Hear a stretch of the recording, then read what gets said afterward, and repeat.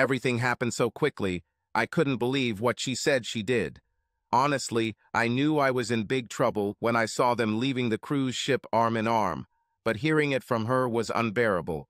Maybe I should have kicked her out right then, but she was my life. I lived for her, and I loved her so much. When she calmly said that she did not regret her affair, it was like a knife in the heart. If she had repented and never seen them again, perhaps things would have been different. Initially, it was my love for her that made me forgive her for cheating. I never wanted to lose her. Never. She was everything to me. When Millie said she wanted to go away with them, I knew what it meant, despite what she said. She released anger that I had never felt before, and now that love is a thing of the past. Well, maybe not. I still loved her so much that it hurt, but not as much as the pain she caused me when she asked if she could go away with them again. She said all the wrong things to save our marriage, and it was obvious she didn't know me well after all our years together if she thought I'd be happy with what was going on. The situation only got worse when I listened to the recordings of her phone conversations with Donna and learned that this had all been planned on the ship. Donna told Millie that I would be willing to accept her affair and that I would never do anything other than beg her to stay because we had been married for 40 years. She added that I would be too scared to lose her. Maybe she was right after all, except that she knew nothing about the demons they unleashed when they cuckolded me and my need for revenge for what they did. I remembered my favorite character in William Shakespeare's play who was deceived, and I swore then that this would never happen to me. I thought he was a good role model. As soon as we walked through the door after returning from the ship, I began my plan in case my life went awry. And this happened when she told me everything that I didn't want to hear, but then it only got worse, much worse. How could she do this to me? I thought about what I would need to do on the way home, but I still had a lot of details to work out if I thought our marriage was over. I already had close-up photos of them on deck and going down the ramp, and then goodbyes as they went their separate ways. I took these photos with my trusty Nikon digital camera with a decent telephoto lens of them exchanging kisses and hugging, so I knew the quality and clarity of the photos would be good. But most importantly, I had clear photos of his cruise ID with his name on it. It turned out to be a good move. Millie refused to give me his full name, saying, "Ben, please trust me. His name is not important because I will never see him again." These words still ring in my ears. She must have been a little worried that I might try to find him if I found out. Oh well, I did it, and he ended up paying. I also took some pictures of his friend with Donna. At that time, I was not sure of their role. If Millie thought I was cold and distant on the way home, she didn't yet know the monster in me, and I knew she wouldn't like him. Deep down, I didn't want to lose her, but I wanted her to make the final decision. I might have confronted her when I found out that this was all planned, but then I would always wonder if she would remain faithful for the rest of our lives. Well, the rules of the game changed as soon as she asked if she could go away with them right after she confessed to her affair, and I remembered the line from the old Sherlock Holmes movie where he said, "Game on." When we got home, I made the excuse that I was going down to the basement to get a bottle of wine to drink while we discussed what had happened and whether I could forgive her. God knows, I wanted and did it, really did. But then came a phone call. Did she think I was a wimp ready to accept her affair? While I was in the basement, I voice-activated the phone and video cameras throughout the house, in case he comes by one day while I'm at work. I wanted to write down everything she said in case I needed it later, and more importantly, I needed to know the truth. I knew she wasn't telling me everything, and I saw that she was lying. It was written all over her face. I was upset when Donna called and Millie turned to me and asked if she could go away with them in a few weeks for a long weekend. I thought my life was over. She just promised that she would fix everything, and then bam! She hit me on the sly. I couldn't understand how Millie could throw away 40 years of her life so easily. In a matter of minutes, she completely destroyed me. God, how angry I was. I needed to get out of the house before I did something I would regret. Luckily, I hadn't had too much to drink and grabbed my car keys and headed out the door. On the way, I turned and said, "Millie, please don't do this. You said he didn't mean anything to you." You're an adult and responsible for your actions, and you need to remember that I love you. I don't think that I can ever forgive you if you leave with them again." Obviously, my words and my feelings meant nothing to her. She made her decision long before. Then I remembered what she said. "I don't regret this affair." How my words could change her mind, but I knew I had to give her a chance. I drove around the city for a long time, getting angrier by the minute, and eventually stopped at a bar so as not to kill myself in a car accident. I haven't been there for a long time. As I entered, I saw an old acquaintance sitting alone in a quiet booth. He was probably the most suspicious private detective in town. He took one look at my face and called me, ordering a scotch for me. I was surprised that he remembered that I was drinking. It didn't take him long to get me to tell him what happened. He asked what I was going to do, and I said I wanted the four of them to suffer for what they had done and what they were going to do to me. I had no intention of being a cuckold now or for the rest of my life. He was good at business and directed me in the direction I thought I wanted to go by asking if I knew who they were. I told him that Millie was probably worried about what I would do and refused to tell me their full names, but I had some photographs. He turned to me and whispered, "Do you just want a little pain or utter revenge?" My response was quick, and I simply said, "Extreme." I saw him smile when he asked what particular things I was thinking about. This all meant more work for him. He also hated unfaithful wives. I told him what I was thinking, and then he suggested that I go home and see him tomorrow so we could develop my ideas and discuss organizing an extreme pain for them and the cost. I knew that now I liked him for a reason. I spent little time with him because he had very dubious friends. For a certain price, they could become my friends. When I got home, Millie wasn't downstairs, so I went down to the basement and listened to her conversation with Donna, which was recorded, which confirmed my suspicions that everything had been planned. Millie told Donna that things didn't go according to plan, and I suspected she was having an affair, and she confessed. She thought I forgave her when she called and asked about the weekend, and then I became very cold again and left the house. Millie was worried that I might divorce her if they continued, but Donna quickly reassured her by telling her that we had been married for 40 years, and I would not leave her and die a lonely old man. Donna went further and suggested that Millie, on the other hand, could divorce me and rob me dry if things got difficult, and then she could marry Eric if she wanted. I could hear in Millie's voice that she didn't want this. She was there for the excitement and fun.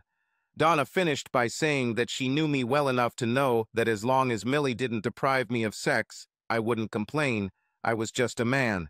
She stressed that it was important that Millie sleep with me that night to sort of get me back on track. I wondered if Millie's promise of a great night of hot sex was because she still loved me, or was it just a planned, pathetic attempt? Now they could all burn in hell because it was no longer important to me. Did she really think I would just give up and get over it? No, it's damn unlikely. I locked all the records and went upstairs. Millie was lying naked on the bed and waiting for me. God, she was beautiful. She didn't look like she was 59. In fact, she didn't even look 45. I saw she wasn't sleeping, so I asked, "What have you decided?" She replied timidly, "They have already booked the chalet, and it would be stupid to lose it." "Then, nothing will happen, I promise. Eric means nothing to me. I won't let him touch me anymore. It's just a weekend with friends for fun." I couldn't believe the nonsense she was spouting after what I'd heard in the basement, and I responded, "Millie, I was willing to forgive you for cheating on the cruise, but if you go away with them again, there's a good chance that our marriage may end." She quickly responded, "You have to learn to trust me, Ben. This will strengthen our marriage. Ben, you are the only man I love. You know it." This is complete nonsense, I thought, but I had to say it out loud. Millie must have thought she could get away with it, and I was too scared to stop her. She beckoned me towards her. I just crawled into bed and ignored her. I just lay there with my back turned to her. Millie was shocked. She should have taken the hint and started to worry. Unfortunately, she stuck to her plan. She sobbed quietly while I fell asleep. I had nightmares all night. My love for her turned into disgust, at least for this night. We used to go to church every Sunday morning, But by the time Millie woke up, I was long gone. Personally, I now didn't care whether she went to church or not. I got up early for a reason and downloaded and printed the photos from the previous day and burned them onto a DVD. I found that their names could be clearly made out. What a bonus. I downloaded several apps onto her iPhone and activated them, then hid them. I will now receive copies of all her messages sent and received. Another app told me every number she called or who called her. I initially thought about turning off her phone, but I knew that I would be losing a valuable source of information that I needed to avoid being caught off guard again. Anyway, she could have easily gone out and bought a prepaid cell phone if I had done so. My private investigator was punctual, and we walked into his office together, and as soon as we sat down, I handed him my photos and a copy of the phone record. He had programs on his PC that made me question their legitimacy because they gave him access to information that was not available on the internet. Our two heroes married late and worked together in the company of Eric's father-in-law. Eric married the boss's daughter, and both Theo and he had teenage children. We had their addresses too. I laughed when I told him that the men had told Donna and Millie that they were single and even talked about getting married. They were real fools. We learned so much about them within a couple of hours, but we needed more information to make it work. We discussed the possibility of teaching both men a lesson physically, and I thought it would be a great idea. I really liked it. He said he would let me know when this happened so I could have a good alibi with reliable witnesses who would testify that I wasn't there and wasn't involved. It was expensive, but his friends guaranteed their work. I said it should happen after Labor Day weekend. I wanted to make sure that Millie would keep her word and refuse to have sex with them. It could have saved my marriage. I still needed to deal with her friend who was helping them cuckold me. I asked him if he knew anyone who could set the building on fire for me. I was joking when I said this, so he wouldn't think it was excessive. For some reason, he looked around, as if checking to see if anyone else was in the office, then said quietly, "I have a friend who is out on bail at the moment, and he has a record of arson as long as your arm. He is a real pyromaniac, but he knows his stuff. He will appear in court next month on another arson charge. He's going to jail either way, but he may need help paying for a lawyer." I asked if he could be trusted, and he said it was his brother, and for a few extra dollars my name would never be mentioned. That was enough for me. We planned everything like a military operation. I gave him Donna's cell number and a photo I had prepared, and suggested he buy a one-time prepaid cell phone for his brother. I told him my plan that on Sunday morning, around 10 a.m. of Labor Day weekend, he would send Donna a message like, "Make sure you're free at 11 p.m. tonight. You can stop this any time before you change your mind." If she calls back, he might just say he dialed the wrong number. Then, after setting fire to Donna's work and her apartment above, he must send another message. Job done. See you for settlement on Tuesday evening, as and where agreed. We then discussed the benefits of his brother getting caught and taking the blame, or if everything went smoothly, of him contacting the insurance company for a plea deal. His brother was confident that he would be caught if he used the same method, and perhaps he could negotiate and blame Donna as the mastermind. They will have his phone number with a history of messages to her. He might even get less time on the first charge if he's lucky and behaves correctly. This solved Donna's problem. With some luck, she will spend some time in jail for her involvement, and the cost of a good lawyer will bankrupt her. In the worst-case scenario, she would be left without a job, without a home, without insurance, and without everything she had. We knew that their men lived in another city, and my private investigator said that he had a friend there who could keep an eye on them and would quickly inform us so that we could carry out another phase of my revenge plan. It costs money, of course, but isn't everything worth it? The funny thing was that I was paying for all of this with our shared savings, so that if we ended up getting divorced, she would also help pay for evidence of her cheating. I was sure we wouldn't have enough time. He called his friend, another private investigator, and sent him photos, their names, and what we already knew about them. I heard him on the phone as he downloaded the attachments and read the email. This was incredible luck, since he already knew about them. He looked after them for another unfortunate husband. They were busy, weren't they? The time frame again looked good for what I wanted to do when he told us that they meet every Tuesday night at the same bar in town and seduce any woman. They truly considered themselves God's gift to all women. Now we also had a date, Tuesday after the weekend. I didn't want to drag this out too long. I listened carefully when their contract was confirmed over the phone with professionals from out of town. Details will be sent later after I leave. I think they were working on the assumption that what I don't know can't hurt me. Or them. I wasn't sure how many more hits my bank account could take, but I told him I needed proof of their weekend at the chalet. Photos, audio, video, whatever I could get. I wanted to sue them for cheating in the divorce. He said that in order to install the surveillance equipment correctly, he would have to rent a chalet for the middle of the week to get everything installed correctly. When I agreed, he asked if I would like to go on holiday with him, but I said I couldn't bear the thought and refused. Of course it would cost more, but I knew it would be worth it when Eric Millie's second letter completely destroyed me. It's one thing to know that your wife of 40 years of marriage cheated on you, but he included several digital photos with the letter. I will definitely attach one or maybe all of these photographs to the divorce papers. I was sure their wives would appreciate them too when they were given the envelopes, probably on Thursday or Friday at the hospital. We decided to include DVDs and photos from the weekend, as well as a letter from the STD clinic notifying them that their husbands had probably given them an STD and they should go to the nearest clinic immediately. I was surprised how he was able to arrange it, but I had already learned that you can do a lot with money. Nothing changed at home. I kept asking Millie not to leave, and she kept saying that I should trust her and that this would strengthen our relationship. I had sex with her several times, but there was no pleasure in it. I missed love and tenderness. Test results for any and all STDs came back negative, for which I was grateful, but knew that after the weekend my life would be in turmoil. Finally, I heard from my private investigator. He enjoyed his little break. Of course, he would have to stay longer to capture the information transmitted from the chalet and retrieve the cameras after they left. But it would not cost any extra money because he had a duplicate key made for access. The long weekend came all too quickly and Friday morning arrived sooner than I expected. From Millie's conversations on the phone last night, I realized that she truly believed that I would be happy to take her and Donna to the airport if she asked. She followed all of Donna's directions and expected me to be enthusiastic to help. I gave Millie one last chance and asked her to change her mind and not leave.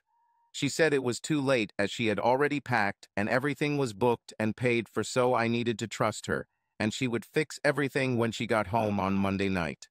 That was the last thing I needed. When I left, she stood at the garage door, waiting for me to pick up her bags and carry them to the car. She didn't even bother to ask if I would take them. I stopped in front of her and asked again, "Please don't go, Millie. We've had too many good years for you to ruin everything. I do not want to lose you." She simply waved it off and replied, "Don't be stupid, Ben. You won't lose me. I will never leave you for someone else. I'm leaving, and that's all. There's really nothing you can do about it. It's something I need to do. This is for us. Just trust me for once in your life." How could she say that? Maybe if I had not read her letters and messages, I would have believed and trusted her. Our marriage was about to fall into a deep abyss. I shocked her when I walked past and got into my car, pressing the remote control for the gate. She screamed, "Ben, I need a ride." I was so disappointed and angry that she still intended to continue cheating on me that I blurted out, "Go to hell," and left, leaving her in tears. I returned to the dark and cold house. Millie left after all. She should have realized how angry I was, but she went anyway. Now she will pay. They will all pay. Perhaps there was still a chance. I went into the basement to listen to the phone tapes of her calling Donna and telling her what happened. Millie told her that I swore at her for the first time in our lives, and then drove away, leaving her standing. Now they needed a taxi. Millie confided in Donna that she thought the weekend might be a big mistake, and she was worried about my behavior. God, what a perceptive woman. Maybe there's still a chance. Donna reassured her, telling her that on Monday evening I would be at the airport waiting for her, and everything would be fine, that I will come to my senses when I realize how much I miss her and don't want to lose her. I couldn't believe Millie could be so naive and stupid. I really didn't want to lose her and tried to call her on her cell phone, begging her to change her mind, but the phone would ring and then go to voicemail. Deep down, I knew I was late and didn't leave a message. Late at night, I was awakened by a call and prayed that it was Millie, determined to return home. But it was my private investigator who reported that they had started their debauchery party, and he had already sent some photos and videos to my email as proof. I thanked him, knowing that I would be visiting my divorce lawyer first thing tomorrow morning. Then I started crying. On Saturday morning, I sat down at the computer to pay off and close all of our shared credit cards. I had personal cards that I used for work, so I didn't worry about them. I then transferred the remaining savings from our joint account to my personal account, which I used to hide my Christmas purchases for Millie and things like that. I knew I was leaving her with nothing. She deserved nothing more in my opinion now. She'll have to find a job like everyone else. I felt like a jerk, but she was the first to cross the line and provoked my reaction. The court will have to order me to give her the share that I owe. I could live with that, since there wouldn't be much left there anyway. I was already having a hard time looking at the pictures he sent me of what they were doing. I was afraid to think what would happen next. Luckily, I had pre-arranged an appointment with my lawyer for Saturday morning, believing the divorce would continue. I gave him the photos they sent me last night to include with the divorce papers so Millie would know how honest she was and that she knowingly lied to me. We had already spent many hours together over the previous weeks, having decided to act only in case she cheated again. The documents had already been signed and filed with the court, so all that was left was to serve them. I knew from Millie's phone conversations what flight she would be on and when it was due to land, so I passed this information on to my lawyer. I assumed that Millie would write to me with details of the arrival time on Monday, but I knew that I would not answer. It was funny for me to think about how Donna said that I, being obedient, would gladly take them. They haven't gotten around to telling me about it yet, but I will be there, but not to pick it up. I told him I want to see her face when she realizes our marriage is over because of what she did. I will be nearby, and I will definitely let her see me leave, leaving her alone. I added that I was going to change all the locks in the house, and I no longer cared where she slept. All of her belongings and personal items will be in trash bags on the porch when she returns. He already knew that my private detective would tell him when and where her lovers could be notified.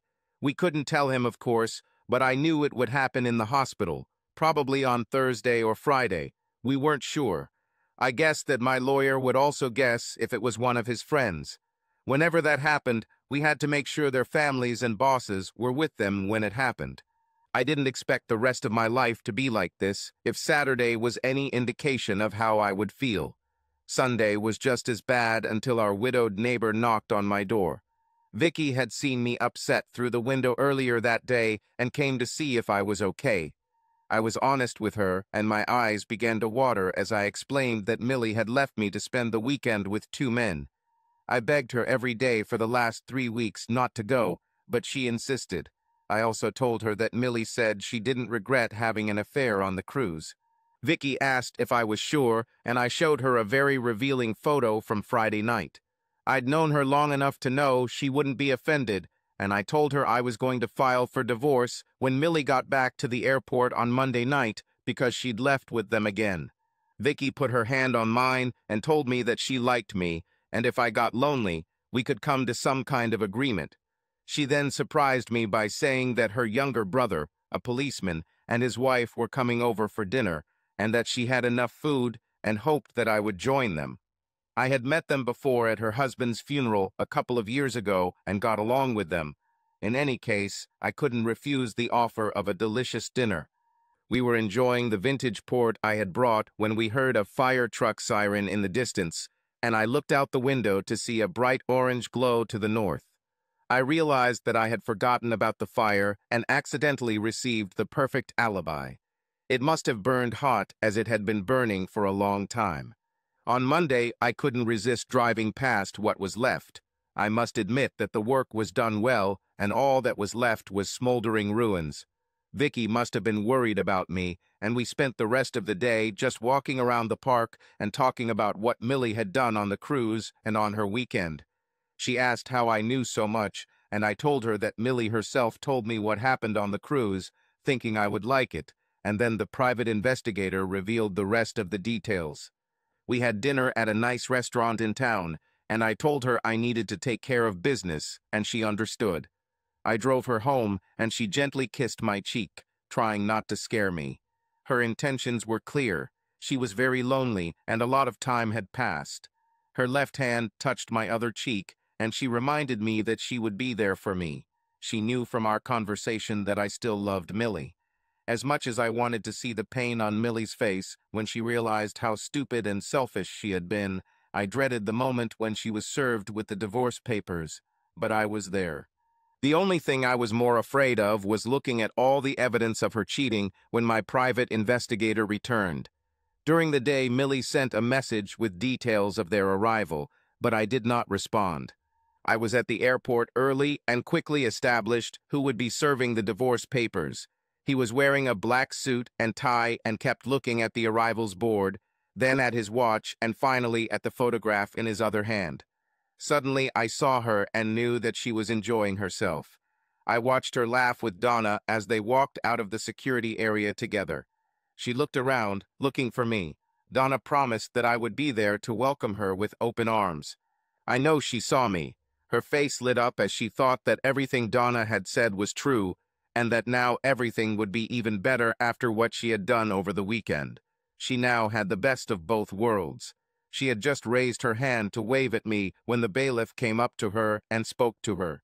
She nodded in response and was handed the documents. It's that simple. She looked at the envelope, not understanding what she was handed, and opened it. It took her a minute to realize that her life with me was over, and she fell to the floor.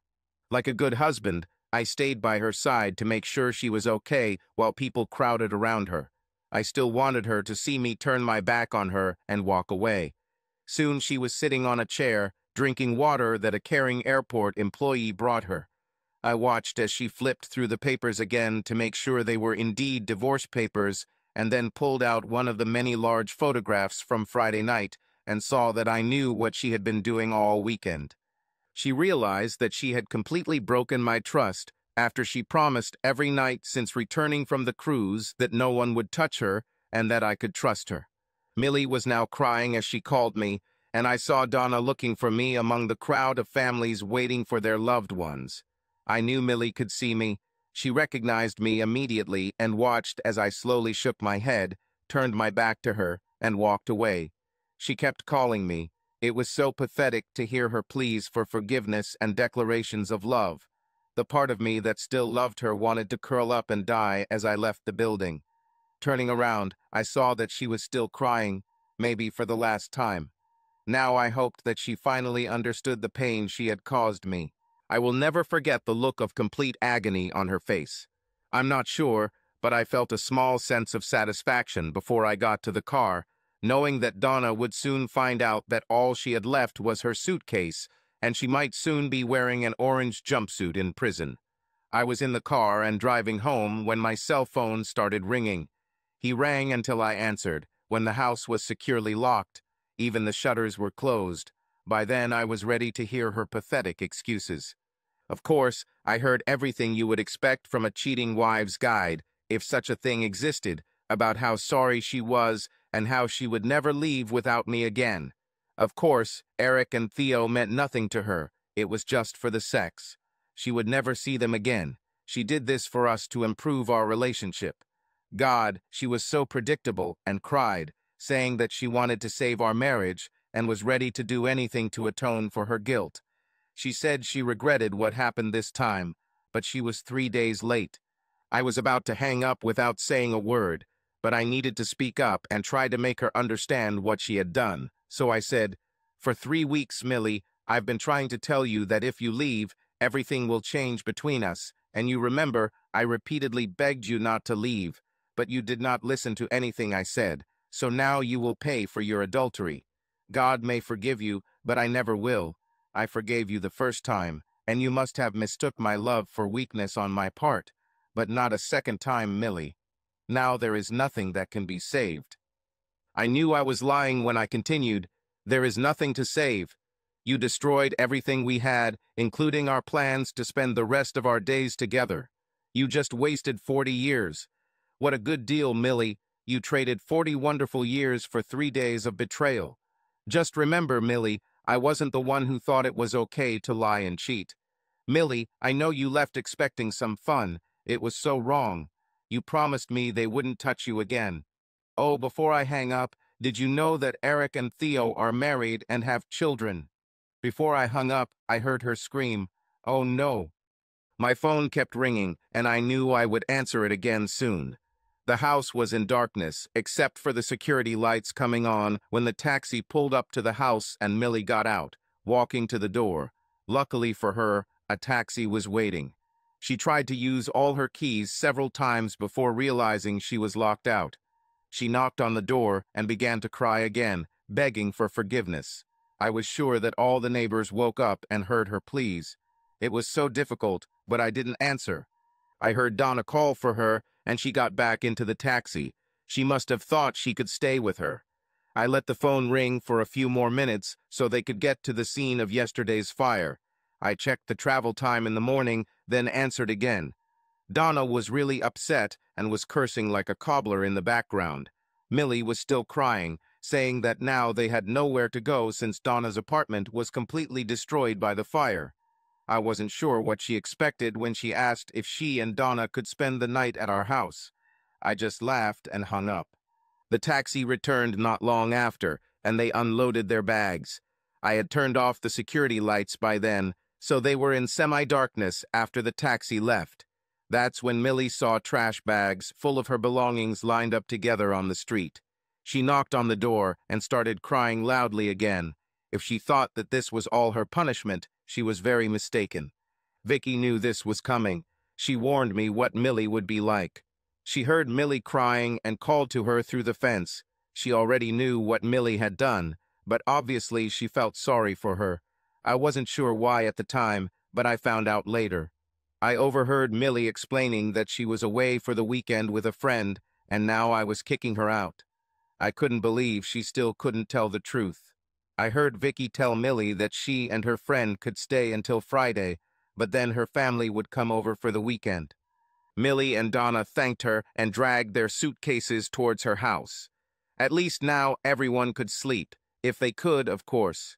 Our abandoned wife visited the clinic early on Friday morning and seemed very upset when she was told she had a serious case of gonorrhea. She said she had sex with Eric and Theo, and after looking at her diary, she gave the receptionist their full names and work addresses. If all goes according to plan, they will receive their letters on Tuesday morning, on their first day of work, with the requirement to immediately get tested and begin treatment at a local STD clinic. I will never complain about the postal service again, as both Eric and Theo received letters on Tuesday, as we had hoped, and they had those letters when they were taken to the hospital that night. The hospital staff immediately realized that they needed additional treatment.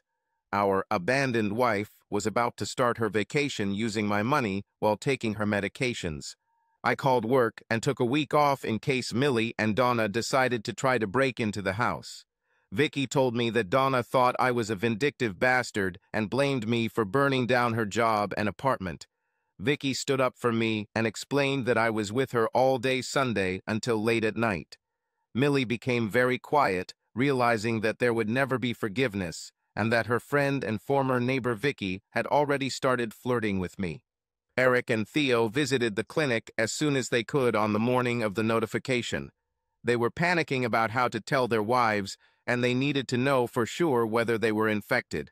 By lunchtime, the letters were on their way to Millie and Donna.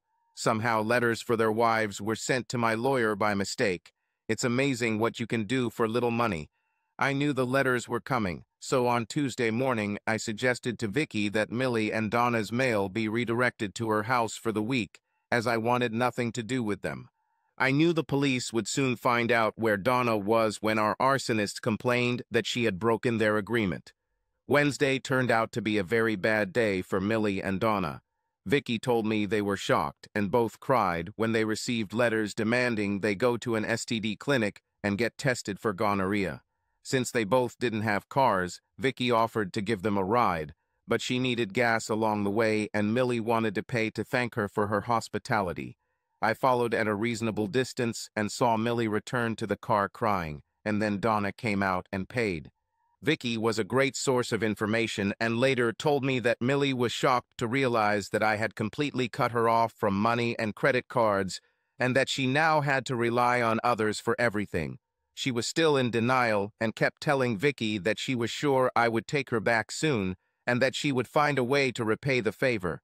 Maybe she really knew me too well. I waited far enough to get some great photos of Millie entering the STD clinic. I had even better photos of her coming out again, crying. I was feeling much better Thursday when I received a call from my private investigator who said his brother had spoken with an insurance company investigator at the scene of the fire on Wednesday. He gave him his cell phone number and said that if the company could come to an agreement, he would testify and tell him who hired him to start the arson. He complained that he had not been paid as promised, and now they refused to even acknowledge him. The company was more than happy to negotiate a deal with the DAW if they could get a conviction and not have to pay insurance. In the end, his brother pleaded guilty to both arson charges and received half the sentence he thought he would receive for the first fire alone. The bonus for him was that his attorney fees were paid by the insurance company, and he still had the fee I gave him left over. He showed the police the text messages on his phone, and they arranged for him to come in for an identification parade once they found Donna and verified that she had received the messages. They already had his signed statement. He expected this to happen today thanks to the redirected postal service. He asked me if I had read the morning newspaper. I asked why, and he told me a sad story I'd read on the front page about two businessmen, good friends from a nearby town, who were returning home from work late one night when they were attacked, brutally beaten, then robbed late Tuesday night. It was a very brutal and cowardly attack, and both men were now in hospital and expected to remain there for a long time. We discussed how sad it is that in modern society it is no longer possible to walk safely at night. Once that was done, I ran and bought a newspaper, then called Vicky and asked to meet as soon as possible. I handed her the newspaper and talked briefly about karma, then asked her to leave it where Donna and Millie could find it. I told her that these two men were her boyfriends. She asked if I was involved, and I reminded her that she had coffee with me on Tuesday evening when it was supposed to happen. In any case, it was a different city. I wasn't sure if she believed I was somehow not involved. Late on Thursday, my private investigator called me again, saying that his friend, a private investigator, told him that the hospital was in complete chaos. Eric and Theo both received summonses for their roles in adultery with my wife. The papers stated that they were being sued, and at that very moment he handed each wife a manila envelope. We weren't surprised to hear that Eric and Theo were in the same room. It just made things easier for us. His informant informed him that Eric's father-in-law was also there and had just told them that their jobs were secure and would be waiting for them when they were ready to work, and that the company's health insurance would cover all expenses. The papers were signed and sent. When the envelopes were opened, at first there was silence as shock set in, but then there was a lot of screaming and yelling from the wives. The photographs were bad enough, but infecting them with gonorrhea, which they picked up from some tramp, was too much. They were still employed when they were hospitalized, so health insurance would have covered the costs. Eric's father invoked a moral clause in their contracts and fired them both before leaving with his daughter. By mid-afternoon, both were again summoned to their hospital beds, this time for divorce. Now they were really screwed, especially Eric. He signed the prenuptial agreement and was left with nothing but compensation, and I was behind it. I laughed when Vicky later told me that Millie took the newspaper and started screaming. She and Donna came running, scared that something terrible had happened. It turned out that she was so upset that she couldn't talk, but she showed them a newspaper article about two married businessmen. There were before photos of them, so there was no doubt. Then Millie and Donna looked at each other and then out the window at me as I mowed the lawn. Donna turned to Millie and asked, "Couldn't Ben be responsible for this? He looked really angry Monday night when you were served with the summons and my job and apartment burned down, and now this?" Vicky said she came to my defense and told them it was all a coincidence since I was with her when it happened. Millie said nothing, and tears came to her eyes as she began to fear that she had caused all this. Little did she know there was more to come. A police car driving slowly down the street caught my attention, so I stopped the mower. The car stopped outside Vicky's house, and 2 policemen and 1 policewoman got out and walked to the door. I heard Donna scream and Millie cry again. I watched with great pleasure as Donna was handcuffed, placed in the back of a police car, and driven away. I knew that she would be identified in a police identification parade and that she would not return home that night, and I wondered if she would be able to make bail. She was beginning to pay for her role in my suffering. I knew I would be there when she was sentenced. Just when Millie thought her life couldn't get any worse, Vicky reminded her that she would have guests soon and would need to move out the next morning. An hour passed before she could make the call without bursting into tears again. At least Vicky offered to let her keep all her stuff in her garage until she found somewhere to live. Millie now only has her friends from church. Well, for now, she no longer had a family. On Friday morning, Vicky took Millie and several bags of clothes she needed to a friend's house from church. Vicky and I didn't see Millie until Donna's trial 2 months later. We heard that Donna couldn't make bail and was in custody the whole time, and were surprised to see Millie in court to see her good friend sent to prison. It took us a few minutes to realize it was her, as she had changed a lot during that time. She sat there in an old, ill-fitting dress and looked unkempt and terrible. She had lost a lot of weight, her hair was a mess, and her gray roots were clearly visible. Vicky knew I felt guilty for being a real bastard by pinning a photo on the church notice board of Millie leaving the STD clinic and another of her having sex with Eric and Theo, with the caption, "Can you trust this woman next to your husband?" She learned nothing. She just needed to stop pissing off all her friends and telling everyone that I was to blame for our divorce. I only did this to stop the abusive calls from her friends just because I kicked her out for going to a bachelorette party. The calls stopped on Sunday, and I lost track of Millie when her friends at church did the typical and very unchristian thing and refused to forgive her. I handed Vicky $500. That's all I had at that moment, and she took them to Millie, saying that they were from me. Vicky spoke quietly to her for a few minutes until the judge entered the courtroom, and then returned to me. Millie didn't see us sitting behind her as we had come after her, and she watched Vicky walk back to her seat next to me and saw me looking at her. I nodded, and she lowered her head in shame. I knew she had finally learned her lesson and thought I had moved on. The arsonist was the most reliable witness and convinced the jury. He played his role well and received only a short sentence thanks to a plea deal when he was tried before. Donna's defense had no answer to his compelling testimony, and she was found guilty. I saw Donna look at Millie as the judge read the verdict, and then she saw me, and I smiled and nodded my head, saying a silent, "Yes." Donna burst into tears, realizing that what was happening to her was my revenge for the destruction of my marriage. She began screaming that she was innocent and that she had been framed, and was soon led out of the courtroom. She was lucky and only got 5 years. 2 months later, my divorce was finalized, and I truly believed that Millie thought I was bluffing and was confident until the last moment that I would take her back. The court ordered me to pay Millie half of our savings at the time we filed the divorce papers, which was fine with me since most of our savings were spent on revenge. I even prepared money in an envelope to give to her through my lawyer before leaving court. The house was mine before I met and married Millie, so I still have it. Eric and Theo were still in rehab, but agreed to an out-of-court settlement with me to avoid further costs and possible injury. They didn't know who beat them and didn't want to take any risks. Either way, they won't be hunting women anymore. We may have done a public service by getting rid of 2 predators. By then, Vicky and I were seeing each other every night, and neither of us was lonely. Our nights were full of affection and love.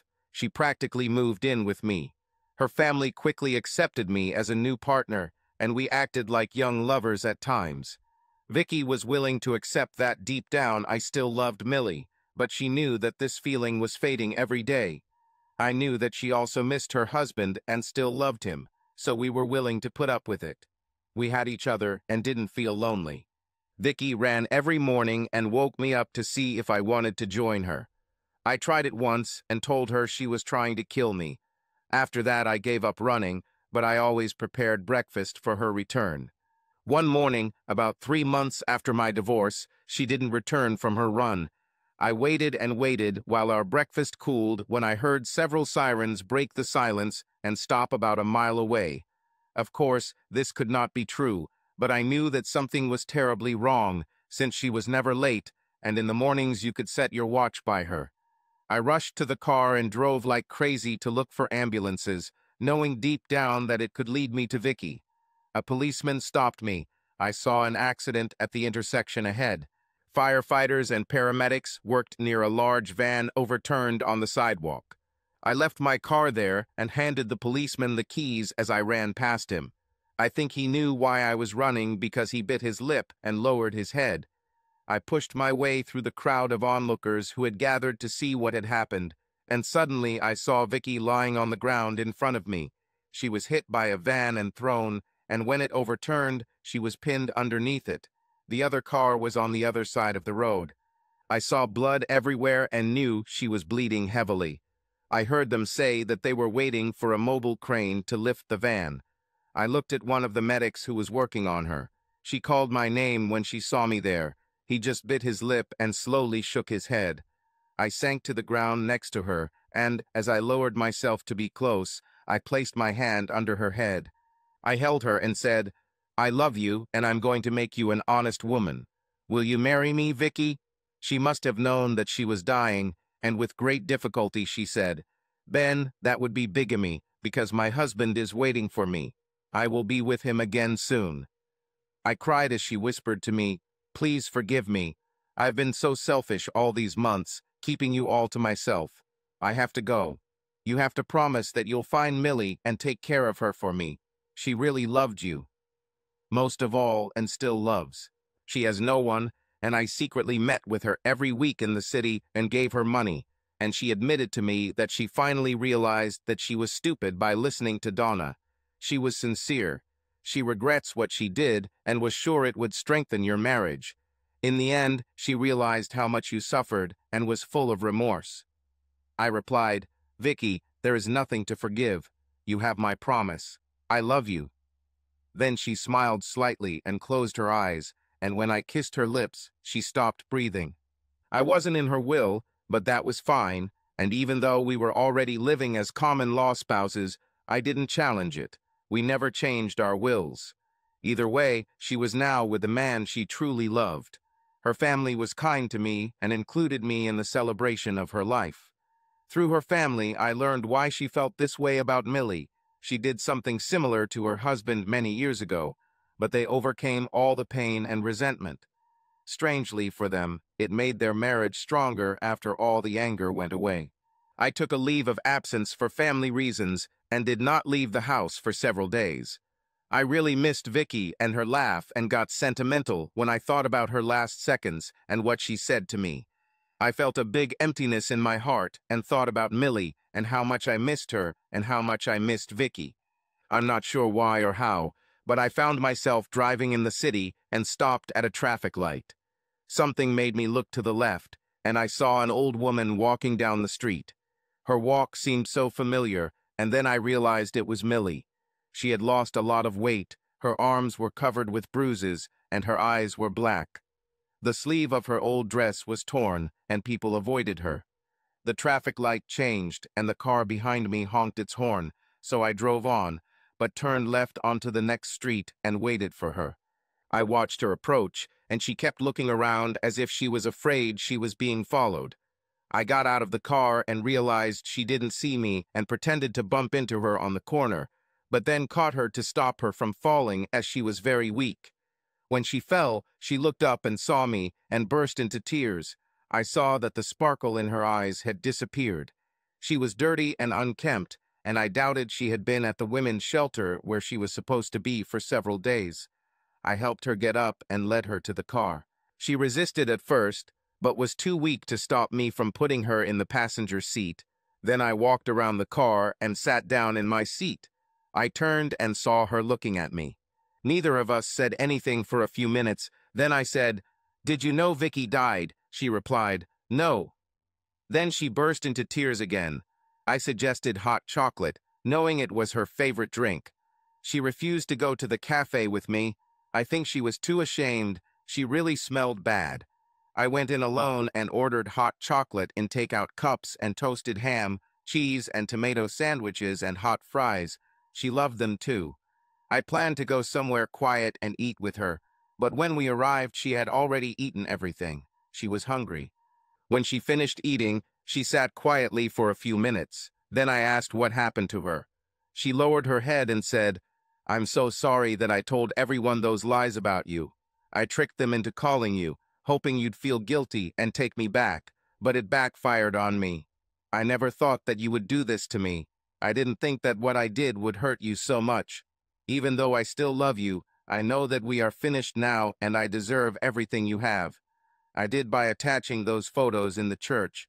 I'm so sorry. I ruined your love and trust for me, didn't I? I was so selfish and only thought about my pleasure and convinced myself that this would revive our relationship even after your warning." I was silent. This was the remorse I wanted after the cruise. She didn't say anything for a few minutes, just looked at me, then continued. "Vicky was my only friend for a long time. I wondered why she hadn't come to see me in recent weeks and thought I'd lost her too. She helped me with money every week and gave everything I could. I never thought that you would be so deeply hurt by what I did. I didn't understand until she told me. I thought that you just wanted to get back at me for what I did by divorcing me. She even said how I changed you and how difficult it was to live with you now. I was sad when she said she was with you now, but to some extent I was happy that you have good company and are not alone without me. I often walked past our house in the evenings to see you again. Almost every time I saw you both laughing and talking while hugging, just like we used to do. It should have been me with you. I still can't believe I really hurt you that much. I loved you more than anything in the world, and I hurt you so much. Then I hurt you again and didn't realize it. No wonder you divorced me. When all my friends found out the truth about what I did, they refused to have anything to do with me. Even they told me that I was so selfish and stupid for doing what I did. It took me a while to realize that you were trying to stop me. Ben, I'm so sorry for everything I've done." She began to talk about how terrible her life had become, how she had been robbed repeatedly, and how her divorce money had been stolen. She was kicked out of the shelter because she fought, and she didn't sleep for days because she was afraid she was being followed. We just sat there in silence for a while. I was lost in my thoughts. She must have felt safe with me, and she fell into a deep sleep. I knew there was a part of me that still loved her, and I took her home. I let her soak in the bath while I prepared dinner for us. She soon came downstairs, slowly, looking for me. She was wet and naked. I looked at her for a moment, then she said quietly, "I just wanted to make sure you were still here." She then turned and went back to dry herself and her hair. Vicky's clothes were still too big for her, but they were the best I could offer at that moment. She clearly couldn't wear her old clothes that I had packed for her weekend. I brought home what was left in Vicky's garage. We finished eating and had to hurry as we had a meeting.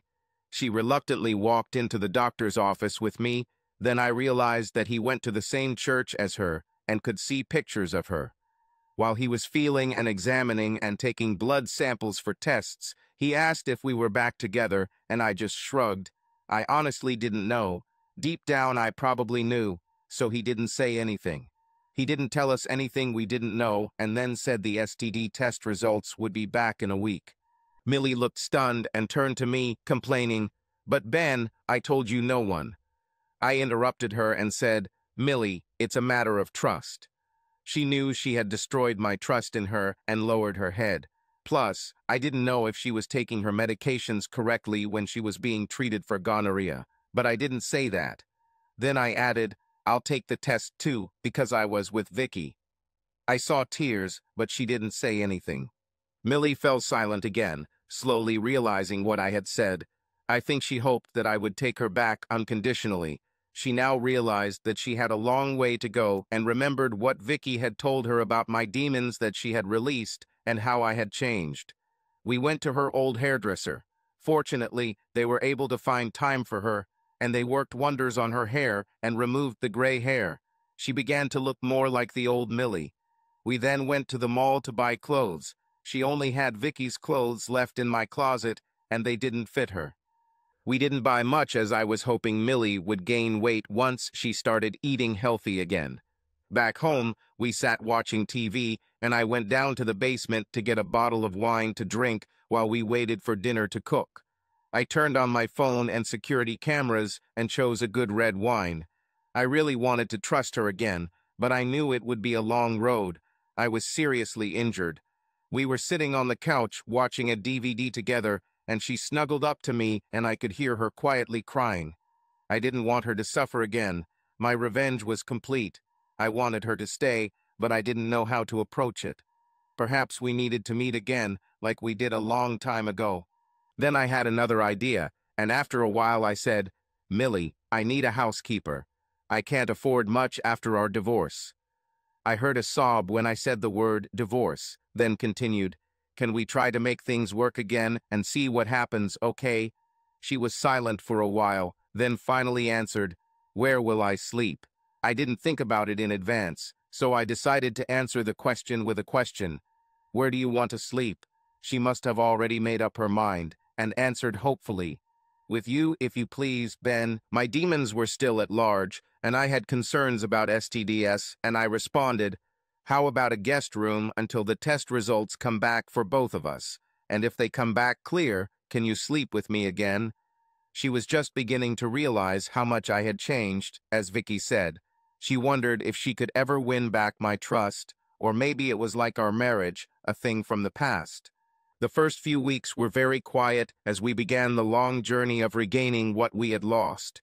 Millie got up very early every day and made me breakfast before I left for work. She was still weak, but she seemed to grow stronger every day as she cleaned and polished everything in the house she knew so well. After the divorce, she took nothing. She was happy. She came back to our house and could snuggle with me while we watched TV. I knew it was important to her. Best of all, she was eating healthy again. When I got home each day, I would stop and say hi, hug her for a moment, then go down to the basement like I had done in those few weeks leading up to that weekend. I was obsessed and had to check her out. At that moment, I could not do otherwise. We went back to the doctor for the test results, and I saw Millie's eyes light up when they told us we were clear. Millie couldn't wait to get back into our bed and move the few clothes she had that fit from Vicky's back into her old closet.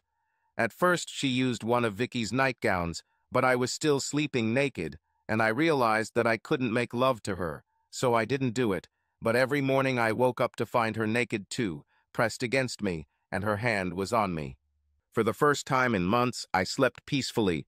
Her scent was in my pillows again, and she seemed so pleasant, a little bony, but that was enough. I soon realized that she did not leave the house alone, even during the day. She said that she was too ashamed because everyone knew what she had done, and many of her friends had seen that photo. I was too thorough in my pursuit of retribution. Did I regret what I did? Maybe, but I knew at the time that I did what I had to do to destroy them. I couldn't let them win.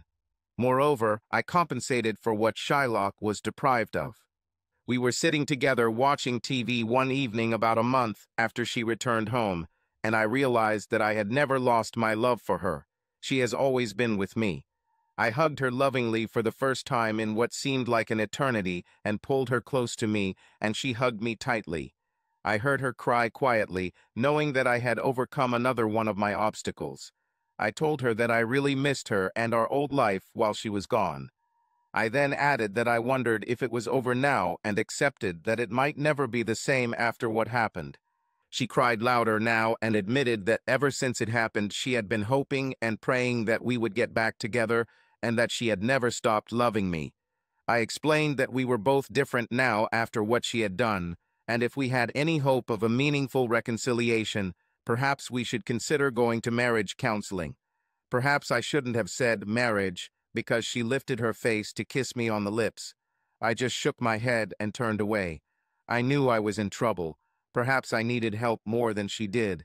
I didn't think I would suffer so much, and I was really worried, so I pulled myself out of her arms and told her that I was tired and was going to bed. The bedroom light was off, and I was lying in bed trying to sleep.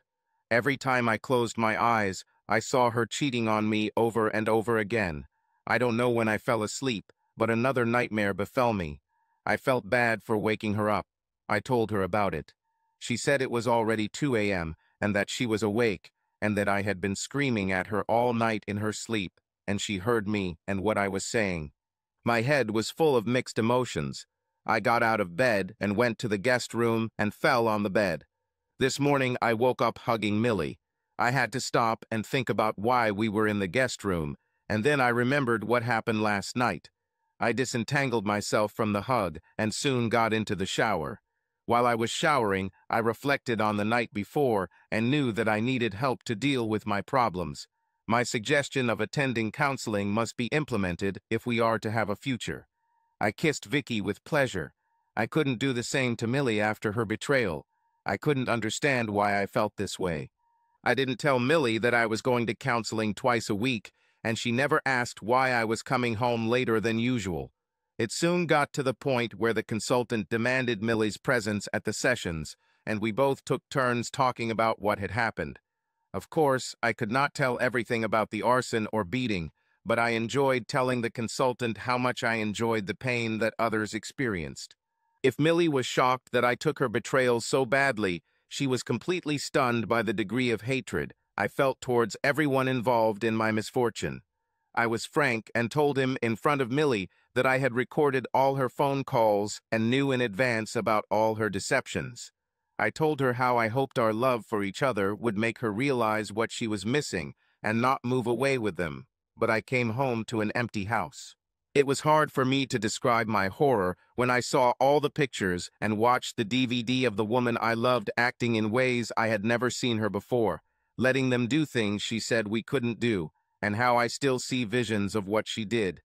Finally, I looked at Millie and saw her in tears, and she said with difficulty, "Did you see everything I did?" I replied, "Absolutely everything, Millie. There were cameras in every room in the chalet." Millie then replied, "Even when you were handed the documents, I hoped they were only the photographs you saw. Then, I prayed you would never find out what I did, and thought you only had those few photos I've seen, but you have a lot worse, don't you?" I was afraid to try to say anything for fear of breaking down, so I just nodded. The counselor looked up and asked, "You still seem so bitter about everything that happened, Ben.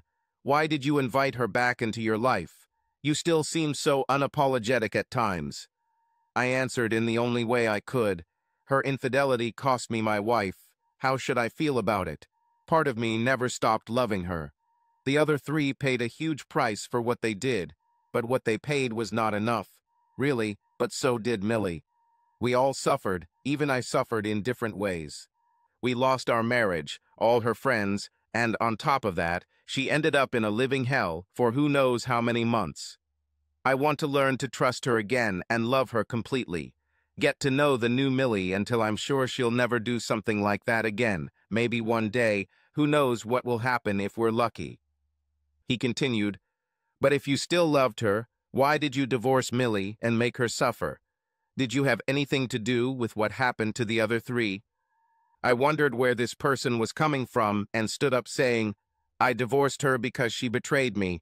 She betrayed my trust and my love and hurt me like no one had ever hurt. I tried to warn her, and she left me no choice. Anyway, how else could she understand how much I loved her if I did nothing and let them get away with what they did, I thought, if she honestly believed that something. What is she doing right? How will she ever accept that it was wrong? I'm done for today, doctor. Are you happy now? I'll be in the car waiting for you to finish, Millie. We'll be back next week as scheduled. Oh, you asked if I was responsible for what happened to the other three. Well, Let's just say by their actions they were responsible for what happened to them. Maybe I knew that this would happen to them and could have stopped it, but chose not to because I wanted them all to suffer, to feel the same pain as me or worse. Millie just sat there with her mouth open, realizing that I had destroyed the other three because of the pain I was in. I walked out with my demons that he had just fed. He spent the next hour just with Millie while I waited in the parking lot. I knew they could see me from their window. When she came out, she said she wanted to see me before I left, so out of curiosity, I went back alone to see what he wanted while Millie sat in the car. He apologized for his words. He told me that he already knew what I would say in our previous sessions, but wanted Millie to hear it firsthand to give her an idea of what she had caused and how much her actions had affected me so that he could begin to help to her. We met with him every week for several months and discussed many issues, but I still could not kiss her, remembering what she was doing. We started taking long weekend trips to places where no one knew us to make her more comfortable and to get her out of the house. We always stopped at restaurants that were far from home. As the days got shorter, we started staying in hotels overnight, and we always had great sex when we did. Millie gained weight and began to look like the old Millie, except she's a lot older now, but at least some of the shine is back. My anger slowly disappeared with each passing day, and we began to hug and touch each other like we had for a long time. Those touches and hugs meant a lot to both of us.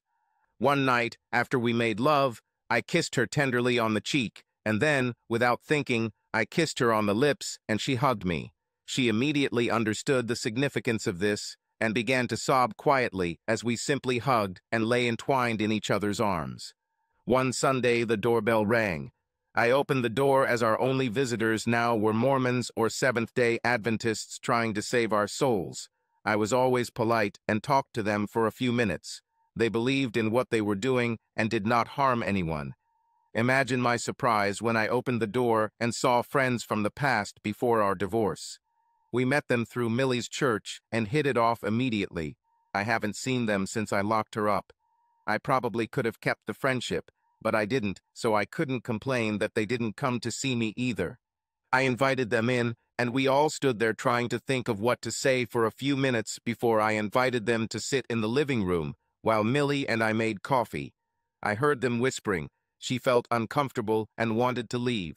He wanted to restore our friendship. We sat down and started talking about the old times we had together. Then they finally admitted that they had heard from church friends that we were living together again and decided to stop by and see how we were. I noticed his wife was nervous. Then she finally asked directly if we were getting married again. Millie looked down and I simply said no. Perhaps it was a little pushy on their part, but they asked if we had such plans. I surprised Millie by saying, I thought about it, but didn't know if she'd want to, considering I still have a few hurdles to overcome. Millie's eyes opened wide, and she burst into a smile, jumping on my neck and bursting into tears. The three of us took it as a yes, and our friends understood the significance of the moment and joined us in a small celebration. We talked for a long time, had a few drinks, and found out that they wanted to see us when all the problems started, but did not know how to remain friends with both sides. So typical in these situations, that's why they didn't see either of us. Since their visit happened to be the reason for the proposal, I asked him to be my best man, and she would be Millie's maid of honor. We called the priest at our old church, who was delighted to hear from us, and arranged a suitable date for a quiet wedding. We were stunned when the entire congregation showed up unexpectedly on our wedding day. Luckily, they all brought food with them to help celebrate our second chance at love. It was a great day, so I didn't say anything about the hypocrisy of those who joined us. Counseling continued for both of us, and we finally started going out to local restaurants and clubs after Millie accepted the fact that people would never forget what happened. Somehow, we always ended up with people who knew us before the divorce. I saw them whispering quietly and looking at us, probably wondering why we were getting back together after everything she had done. If they had asked me, I would have told them what I finally understood. Donna was right when she said I would be lost without Millie after 40 years of marriage. Who wouldn't? What she didn't take into account was my desire for revenge, driven by my anger and the demons they unleashed. Poor Vicky had no choice when she lost her husband. He died unexpectedly before her, and she could very easily have lived the rest of her life as a single woman.